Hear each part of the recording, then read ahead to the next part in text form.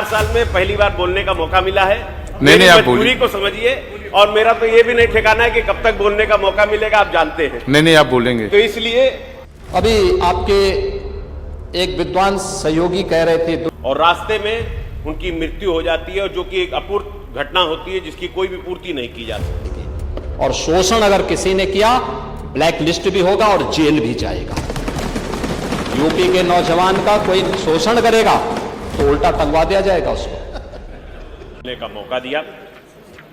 माननीय अध्यक्षता महोदय, मैं जिस विधानसभा क्षेत्र मऊ से चुनकर आता हूं, ये एक बुनकर बहुल और किसान बहुल क्षेत्र है, और यहाँ पे मैं अपने सभी साथी विधायकों को मैंने सुना जिन्होंने बताया कि हमारी सरकार ने ये कर दिया, वो कर दिया, बहुत सारी बातें, मगर उसमें मैं अपनी बातों को भी रखना चाहता हूं, क्योंकि हमारा मऊ एक ऐसा क्षेत्र है जहां आज भी एक छोटा जनपद होने के कारण पूर्वांचल का एक हिस्सा है, और पूर्वांचल में मऊ एक छोटा जनपद है जहां का सदर हॉस्पिटल, मऊ सदर हॉस्पिटल जो है वो मात्र 70 बेड का हॉस्पिटल है, जहां प्रतिदिन पिछले 6 महीने का अगर आंकड़ा उठाकर देखा जाए तो 200 से ज्यादा पेशेंट वहां पर हमेशा रहते हैं।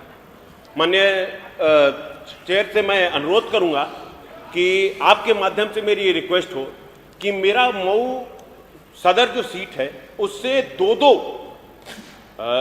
राष्ट्रीय मार्ग गुजरते हैं। एक तो हमारा ये एक्सप्रेसवे गुजरता है, पूर्वांचल एक्सप्रेसवे, दूसरा गोरखपुर से बनारस वाला जो मार्ग है वो गुजरता है, मगर उसके बाद भी हमारे विधानसभा क्षेत्र में कोई भी ट्रॉमा सेंटर नहीं है, जिससे अगर कोई घटना घट जाती है तो पेशेंट को मिनिमम, जो कि हमारे क्षेत्र से 100 किलोमीटर की दूरी पर जो भी अच्छा बेहतर हॉस्पिटल है वहां या लखनऊ आना पड़ता है, और रास्ते में उनकी मृत्यु हो जाती है, जो कि एक अपूर्व घटना होती है जिसकी कोई भी पूर्ति नहीं की जा सकती। मैं आपके माध्यम से अनुरोध करूंगा कि अध्यक्ष जी, मेरी विधानसभा बुनकर बहुल क्षेत्र है और बुनकर लोग बड़ी बड़ी मशीनों से काम करते हैं।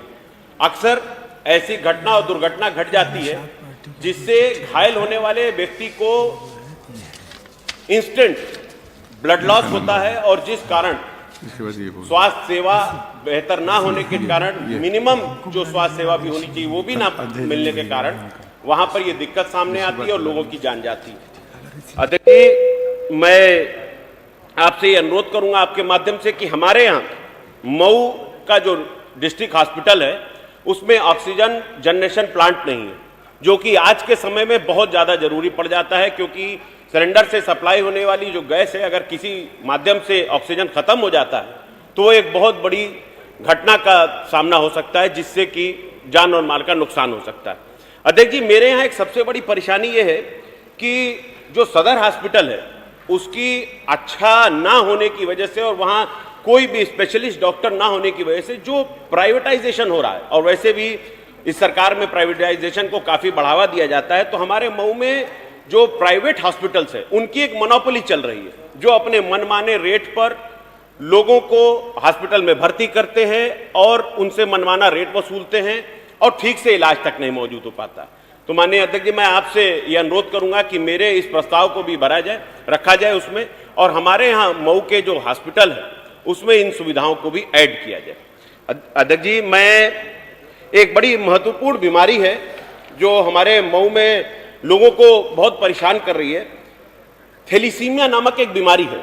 इस बीमारी में हड्डी के अंदर जो बोन मैरो होता है उसमें खराबी आ जाने के कारण व्यक्ति बहुत ज्यादा परेशान हो जाता है, दर्द से जूझता है। पीड़ित को हर 15 दिन में पीआरवीसी ब्लड की आवश्यकता पड़ती है। इस रोग के उपचार में और भी सुविधाओं की आवश्यकता पड़ती है। सुविधा न होने के कारण मरीजों की मौत हो रही है तथा उनके परिजन आर्थिक रूप से टूटते जा रहे हैं। मान्यवर, आपसे अनुरोध करता हूं कि इस बीमारी की गंभीरता को देखते हुए डिस्ट्रिक्ट हॉस्पिटल मऊ में इस रोग के 2 स्पेशलिस्ट कंपोनेंट ब्लड बैंक जांच एवं दवाइयां उपलब्ध कराने की कृपा करें।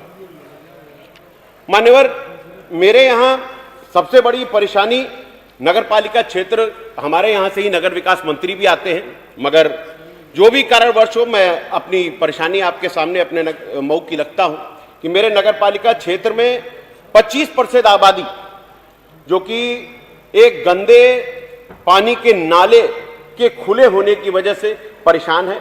ये 500 मीटर लंबा नाला करीब 27 चौड़ा है मान्यवर, और 27 फीट चौड़ा नाला, जब भी बारिश का मौसम आता है खुला हुआ नाला, उसमें पानी भर जाता है। पानी भरने के कारण तरह तरह की बीमारियां पैदा होती हैं। कभी छोटे बच्चे उसमें गिर जाते हैं, कभी उसमें कोई जानवर गिर जाता है और जान और माल का भारी नुकसान हो जाता है। तो माननीय चेयर से मैं अनुरोध करूंगा कि आप मेरी तरफ से मेरी इस चीज को पहुंचाएं और किसी भी तरह उस नाले को बनवाने की कृपा करें, क्योंकि आगे 2 महीने 3 महीने बाद बरसात का मौसम शुरू हो जाएगा और फिर से इन घटनाओं से हमारे नगरपालिका क्षेत्र को बहुत दिक्कत होगी। माननीय, मेरी विधानसभा क्षेत्र से होकर गुजरने वाले वाराणसी गोरखपुर हाईवे में, जिस पर district hospital, collectorate, police line, SP office, tehsil, Vikas Bhavan, RTO office तथा कई स्कूल, कॉलेज और प्राइवेट हॉस्पिटल हैं, वो रास्ता बिल्कुल क्षतिग्रस्त हो चुका है, मगर उस पर कोई काम नहीं हो रहा है। मैं आपसे अनुरोध करूंगा कि उस रास्ते को काम करने के साथ साथ, उसको बेहतर बनाने के साथ साथ उसको 4 लेन में करने की कृपा किया जाए, ताकि ट्रैफिक जाम से और जो परेशानी हो रही है उससे भी लोगों को आराम मिल सके। मेरी विधानसभा क्षेत्र सदर मऊ नगरपालिका क्षेत्र स्थित बंधा रोड, डेढ़कुलिया घाट से खेदूपुरा भदेसरा होते हुए बख्तावरगंज मार्ग को 4 लेन कराना बेहद जरूरी है, ताकि हमारे नगरपालिका क्षेत्र को जो भारी ट्रैफिक है उससे छुटकारा मिल सके। मेरे यहाँ विकासखंड रतनपुरा है। रतनपुरा में विकासखंड ग्राम ठेचा है। टिपर 7 में तमसा नदी पर गोदाम घाट के सामने पुल का निर्माण कराना बेहद जरूरी है, क्योंकि लोगों को इसकी बड़ी समस्या हो रही है इसकी वजह से। अध्यक्ष जी, मेरी विधानसभा क्षेत्र में ग्राम गाढ़ा में योगपुर हॉस्पिटल की पुरानी चारदीवारी टूट गई है, जिसकी वजह से आवारा पशु उसके अंदर आ जाते हैं और बड़ी परेशानी होती है। माननीय सदस्य जी, समय देखें। मात्र 30 सेकंड दूंगा सर। आप लिख के दे दीजिए, याद आएगा। मुझे सर 4 साल में पहली बार बोलने का मौका मिला है। नहीं, आप मजबूरी को समझिए, और मेरा तो ये भी नहीं ठिकाना है कि कब तक बोलने का मौका मिलेगा, आप जानते हैं। नहीं, आप बोलेंगे। तो इसलिए मुझे मेरी बातों को सुन लीजिए साहब। मेरे यहाँ सबसे बड़ी दिक्कत एक है कि किसी भी, चाहे वो शहर का इलाका हो या देहात का इलाका हो, किसी भी हॉस्पिटल में डॉक्टर्स की कमी है। और स्पेशली सर, इसके लिए मैं आपसे अनुरोध करूंगा कि मेरी इन गुजारिशों को आप अपने साथ जोड़ते हुए और सबकी गुजारिशों के साथ जोड़ते हुए मेरी मऊ सदर विधानसभा को भी विकसित करें, ताकि मैं भी अगली बार जब अपनी बात रखूं तो उसके साथ साथ बहुत धन्यवाद माननीय। अभी आपके एक विद्वान सहयोगी कह रहे थे, दुर्गा प्रसाद यादव जी कह रहे थे कि आउटसोर्सिंग की डकैती, सबसे बड़ी डकैती आउटसोर्सिंग के माध्यम से, और उसके माध्यम से शोषण करने वाले जितने भी उसके आउटसोर्सर हैं, वे सब समाजवादी पार्टी से जुड़े हुए हैं। शोषण करने वाले जितने हैं, अरे अब मैं नाम गिनाना शुरू कर दूंगा, आप चले जाइए। अरे इसीलिए हमने कॉरपोरेशन अब बना दिया है, और कॉरपोरेशन के माध्यम से हम लोगों ने गारंटी दी है कि आउटसोर्सिंग से काम करने वाले नौजवान को 16,000 से 20,000 रुपए डीबीटी के माध्यम से गवर्नमेंट सीधे उसके खाते में भेजेगी। उसके खाते में पैसा जाएगा। आउटसोर्सिंग कंपनी केवल आउटसोर्सिंग की फीस सरकार से लेगी, सरकार उसको अलग से फीस देगी। और शोषण अगर किसी ने किया, ब्लैक लिस्ट भी होगा और जेल भी जाएगा। यूपी के नौजवान का कोई शोषण करेगा तो उल्टा टंगवा दिया जाएगा उसको।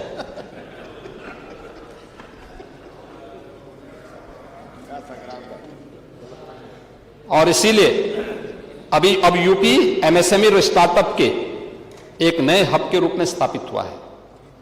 यूपी ग्लोबल इलेक्ट्रॉनिक्स और आईटी हब के रूप में एक नई पहचान बना रहा है। यानी मोबाइल मैन्युफैक्चरिंग यूपी के अंदर 65% यूपी के अंदर हो रहा है। कोई सोचता था इलेक्ट्रॉनिक कंपोनेंट देश भर के जितने बनते हैं, ये 55 से 60% यूपी में मैन्युफैक्चर हो रहा है। और उत्तर भारत की पहली फैब यूनिट सेमीकंडक्टर 1962 से देश प्रयास कर रहा था। और मुझे बताते हुए प्रसन्नता है कि 21 को आदरणीय प्रधानमंत्री जी के कर कमलों से यूपी में हम पहली यूनिट का शिलान्यास करने जा रहे हैं। पहली और इसीलिए मैंने कहा यूपी अब ट्रस्ट, ट्रांसफॉर्मेशन और टाइमली डिलीवरी का एक रोल मॉडल के रूप में अपनी एक नई पहचान को भी बनाया है। ये यूपी का एक नया मॉडल है। और यह मॉडल, आप स्वास्थ्य के बारे में चर्चा करते हैं।